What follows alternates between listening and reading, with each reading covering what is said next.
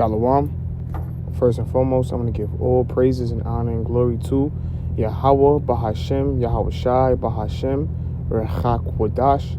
Double honors to the apostles, the elders of Great Millstone who well. Peace and mercy to the Tazadak I came out there that's laboring this truth with all sincerity. I want to say Shalom. All right. And today's topic is a quick lesson through the Spirit. I'm at work and I was just pondering on,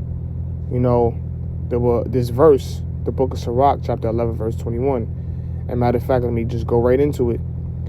It reads, this is Sirach, also known as Ecclesiasticus, chapter 11, verse 21. It reads, marvel not at the works of sinners, but trust in the Lord and abide in thy labor, for it is an easy thing in the sight of the Lord on the sudden to make a poor man rich. Okay, now, we could refer to this, literally in a literal sense, like, don't marvel at the work of sinners, like those who, may have a lot of wealth and did incorruptible things to gain those wealth, all right, through, in the modern terms, through robbery, theft, scamming, selling drugs, okay, prostituting people. The scriptures say what? Not to marvel at the works of sinners. All right. So let's go into the word marvel. All right. It means a miracle, a thing, act, or event which causes astonishment. Okay. Wonder, surprise. So don't look at it. Don't being shocked or astonished at, basically the works of sinners, because they're first and foremost, they're transgressing the law, all right? Because sin is what? The transgression of the law. They're doing, they're doing wrong, all right, for their wealth, They're offending the Lord. They're offending Yahweh B'Shem Yahushua to gain these, incorruptible things, all right, to gain materialistic things, okay, So we're not supposed to marvel or look at it as an astonishment. All right. It says, but trust in the Lord and abide in thy labor. So we have to just trust in the Lord through our, downs and ups. We have to always have trust in the Lord. And I did a lesson on that, a few days back, going into faith. All right. So we have to trust and believe in the Lord that he's going to always make a way for us. All right. And abide in thy labor, which is what? Doing the work. All right, laboring in Yahweh B'Shem Yahushua. All right, constantly studying, doing your lessons, shows, all right, as well as rehearsing the righteous acts. Keep enduring, keep being diligent. All right, it says, for it is an easy thing in the sight of the Lord on the sudden to make a poor man rich. So it's nothing for the Lord to make a poor man rich. And in fact, all right, I was looking at it in the spiritual sense, because it also applies to what? It is nothing for the Lord to raise an unbeliever to a believer, and a perfect example of that is Paul. All right, Paul, Paul, he was a Pharisee. He was zealous for the law, and in fact, he was persecuting the believers of Yahushua. And when you go into the account, he was on his way to Damascus to persecute, the Christians, the believers in Yahushua, and Yahushua knocked him off his chariot, his horse, all right, and asked him, why thou persecutest me? And he raised Paul to be an apostle of the Gentiles, of the Israelite foreigners, all right. It was nothing for the Lord to make him rich in faith, all right. So that I was pondering on that, because there's nothing for the Lord to make a man rich in faith. All right, those who you may count out, or those who may be down in the spirit, who may just be down, who just think they just gone, and there's nothing for the Lord to make him, to raise him up, and rich in faith. I was looking at it in both sides of the coin, because the scriptures say what?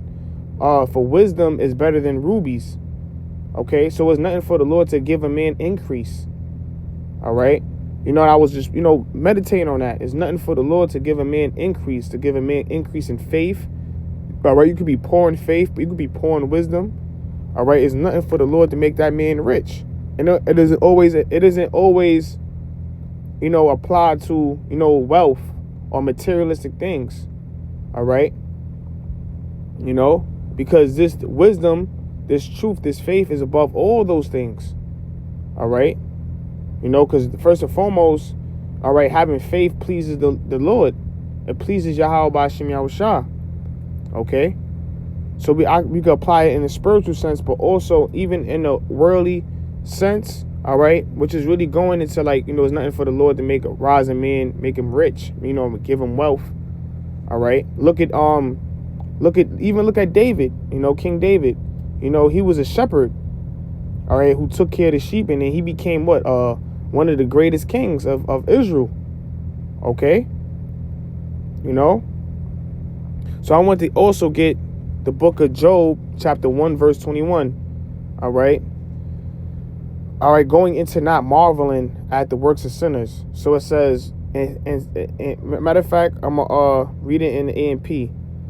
All right, this is Job 1 and 21. It says, he said, naked without possessions, I came into this world from my mother's womb, and naked I will return there. The Lord gave, and the Lord has taken away. Blessed be the name of the Lord. All right, because the Lord could give, and he could take away. And just like Job, the Lord gave what? Job possessions. He gave him wealth. All right, and what was that wealth? He gave him children. All right, because the scriptures say that children are a blessing from the Lord. All right, he gave him land. All right, he gave him cattle. He had wives. He was living good. He was considered to be a blessed man. All right, and he was also blessed in faith because he understood that the Lord gives and takes away. So when we apply it in the book of Sirach, chapter 11, verse 21, don't look at the works of sinners and be astonished. All right, don't look at even Esau's wealth and be astonished, because the Lord gave that to him. He gave him the blessing of the fatness of the earth. And even people in the world, who you may know, who may have fancy cars, who may have a lot of money. All right, the Lord gave them that. All right, but also they got those gains incorruptible. The scriptures say wealth gotten by vanity, it diminishes. Okay, because they really didn't work for that. They didn't really labor for that. Okay, even look at the banking families. A lot of banking families, they got their riches unjustly. They put the Israelites in slavery. They rob resources from different nations. Even Israel. Going into the northern kingdom, the tribe of Gad, he stripped them from land. He stripped them from resources of oil. All right, but what? By murder, by bringing diseases. So those are all unjustly ill-gotten gains. All right, and we could apply it even to people we may know on a lower level. Those who are scamming, those who's selling drugs, those who's even killing people for money, those who's rapping, even musicians, streamers. They all got that on that wealth on ill in an ill way, in an ill manner. Why? Because they sold their souls. They sold their souls, meaning they had to do rituals and sacrifices to gain that wealth. Look at Casanat. Now all of a sudden he has mental illnesses. He's going through mental issues because what? He had to sell his soul. He probably had to do sexual things, sexual acts with men. He probably had to expose himself, take pictures of his private parts to his gifters. All right, so this is the reason why we don't look at we first and foremost, we're not supposed to fret not, and don't look at these things, all right, as an astonishment, as a miracle. Like these people are just so on a higher level when all these things are were given to them, and the Lord is soon going to take that away. All right, so with that, Lord willing, this is edifying. I want to give all praises and honor and glory to Yahweh B'Shem Yahushua, and with that, Shalom.